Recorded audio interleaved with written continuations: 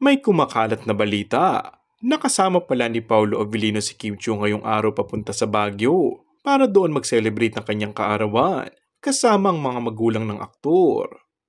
Bagamat maraming kaibigan sa showbiz, mas pinili daw kasi ni Paolo na idaos ang kanyang kaarawan ng simple at tanging pamilya, piling mga non-showbiz friend at kapamilya staff ang dumalo sa kanyang selebrasyon. Hindi rin mahilig talaga si Paolo sa party, lalo't hindi na ito umiinom ng alak. Kaya paano nagkatotoo daw ang dilulo ng mga fans na magkasama sina Kim at Paolo sa isang dinner date o di kaya ay out of town vacation? Layag na naman ang Kim Pao ship dahil sa nakakakilig na moments na Kim at Paolo kamakailan.